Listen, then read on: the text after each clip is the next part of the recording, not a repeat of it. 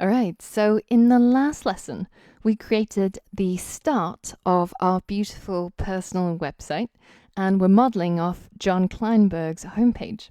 So the next step that we want to achieve is this. How do we put in a bullet list into our website so that we can list maybe the books and courses that we're teaching, in my case, or it could be your education background, which schools you attended, what degrees you attained, what courses you've completed, etc. So that's the next challenge. If you want, you can pause the video here and try to work it out yourself using MDN and Google search.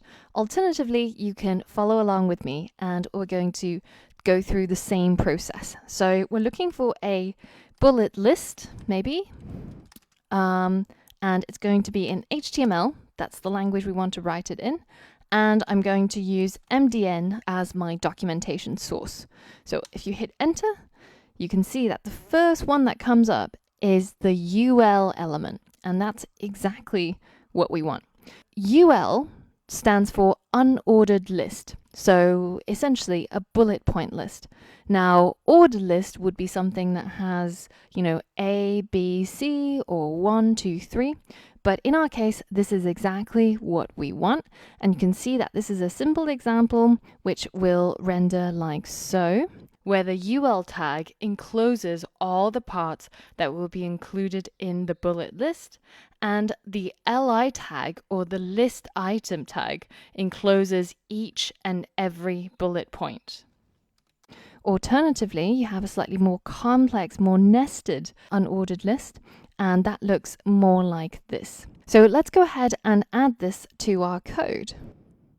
So we've got this H3, that is the subtitle for the books and courses that we're teaching. So I'm going to go ahead and add a new UL, unordered list, and a new list item. And I'll add something like the complete iOS app development bootcamp.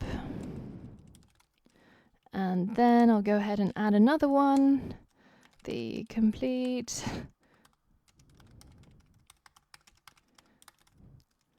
And if we again hit save and check it out, you can see that they are there as an unordered list or as bullet points. All right, cool. So the next thing that I want to add is outside of the unordered list, I'm going to add another H3, and this is going to have the subtitle of, let's say, my hobbies.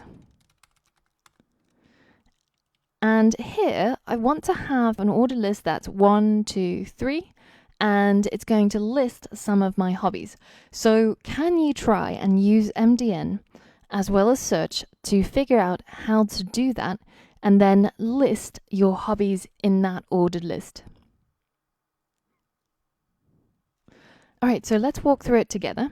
If we have a look at unordered list, if you scroll to the bottom, there's usually a part where it says see also on MDN, and this tells you these related HTML elements, which are list items and the ordered list, the OL. So let's click on that and we can see how this works. This is a simple example of an ordered list, and you've got the first, second, and third item as list items. So the format is exactly the same as the unordered or the bullet list, apart from the fact that this time we're replacing UL with OL. And similarly, you can nest these lists.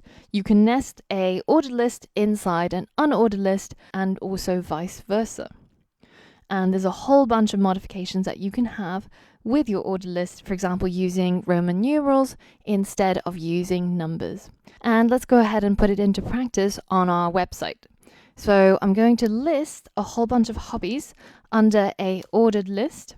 And the first list item is going to be, let's say, beer brewing. And the next one will be martial arts. And the last one can be motorcycles. There we go. Cool. So those are my hobbies, and they're included under an ordered list inside list items. And if we go ahead and hit save and then hit refresh, you can see that we've got our ordered list and our unordered list inside our homepage. All right, cool. So this lesson was all about HTML lists If you're interested, you can have a look at some of these other types of lists, such as the ordered lists which start at a particular number, or the lists that use Roman numerals, and you can mess around with that code inside your playbook or inside your website. In the next lesson, we're going to be covering the image element, and we're going to be brightening up our website with some pictures. So for all of that and more, I'll see you on the next lesson.